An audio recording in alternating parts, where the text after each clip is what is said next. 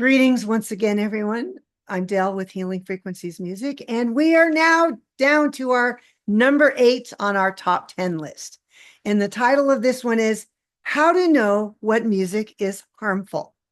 And again, these are questions that customers have sent to me, and that question may not have come in that form, but that's the general gist of the types of questions that people have asked. So without further ado, we're going to share the screen so you can see my bodaciously awesome slides. And whoops, that's still left over from the last one.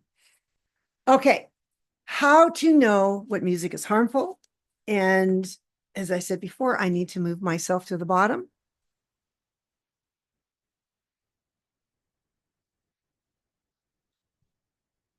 All right. The first question we have to ask is, what is the intention of the music? Well, you may or may not know. How do you know? Well, first off, song lyrics are loaded with intention. You know what the song is about by listening to the lyrics. The next thing is how does the music feel in your gut? How does it feel to you at that moment? Does it grate on your nerves? Is it something peaceful? Does it amplify the mood that you're looking for at that time? And I'm going to get into a couple of differences about that. The first thing is some music may not feel good to you at that time on a certain day. And all that means is that your being, your spirit, your soul, and body doesn't want it that day. As an example, I was a vendor at a conference in Canada, and there was a woman who was working at my booth who had just lost her husband the week before. And I had some music that was playing, and she couldn't handle it.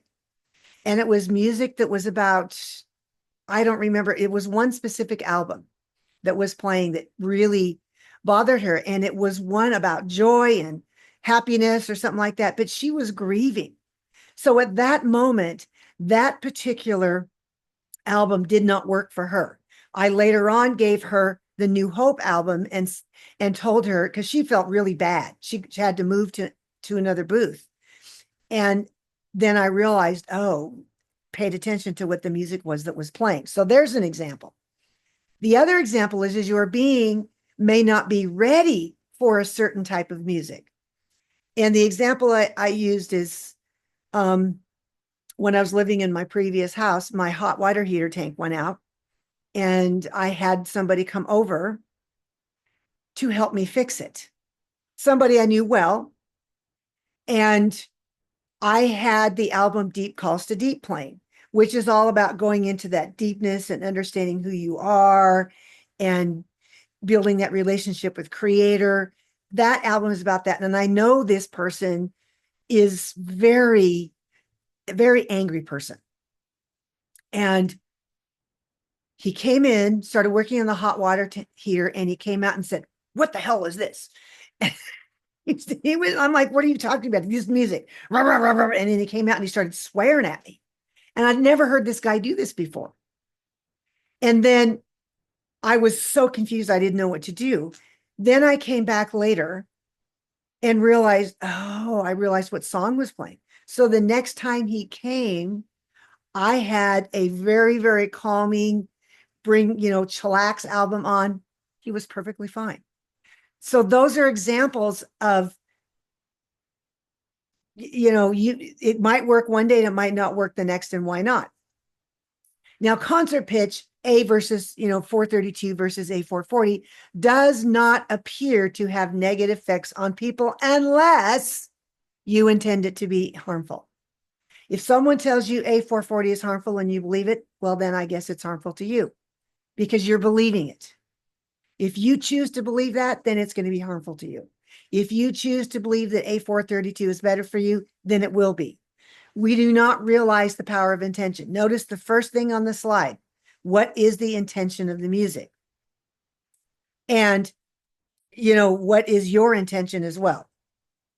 Next, let's take a look at some lyrics. You all recognize that first one, "My country, 'tis of thee, sweet land of liberty, of thee I sing. Land where my fathers died, land of the pilgrim's pride, from every mountain side, let freedom ring. Some of you are probably singing the melody to that song. You know by reading those lyrics what that song means. The next one, oh Christmas tree, how lovely are your branches. This is a Christmas song. Obviously, someone's admiring their bodaciously wonderful Christmas tree and saying how lovely are the branches. These are two very different songs with two very different intentions. One is a patriotic song and one is a Christmas song.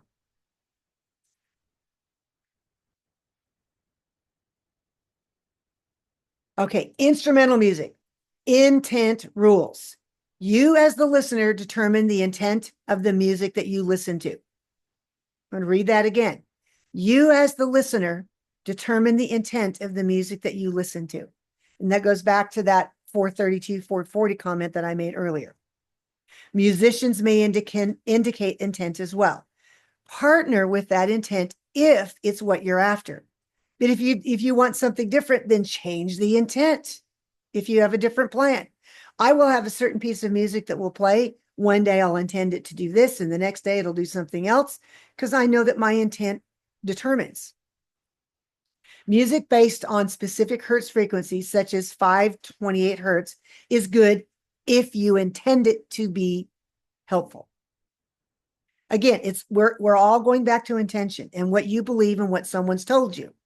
Does the music feel good to you that day? On the inside of you, does your gut tell you this music, this is what my gut wants today? And it may change tomorrow because your body is constantly changing. Your emotions are constantly changing. So you're going to have to shift the music at times. Does the music fit the mood you're trying to settle into that day?